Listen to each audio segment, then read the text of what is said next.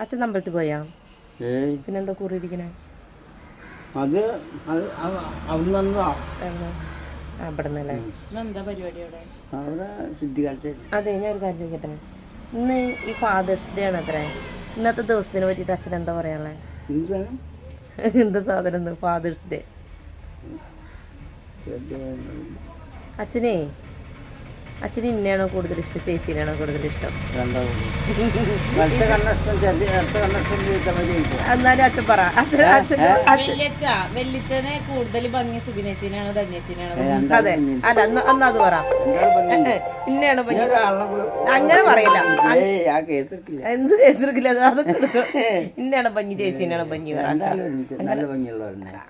അയ്യോ അച്ഛൻ fathers day ആയിട്ട് അച്ഛൻ ഇമ്മാതിരി തള്ളു എന്ത് തോണേണ് നോക്ക്. സത്യം പറയാ അച്ഛാ. ഉണ്ണിമോളെ, അനിയന്റെ മോളെ പഞ്ഞീന്ന്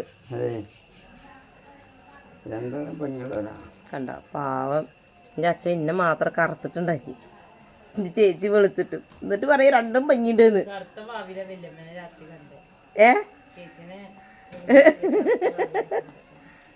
കറുത്തിട്ട് ആ കേട്ടല്ല, കൃഷ്ണ കറുത്തിട്ടാ. അപ്പൊ എനിക്ക് ഞാൻ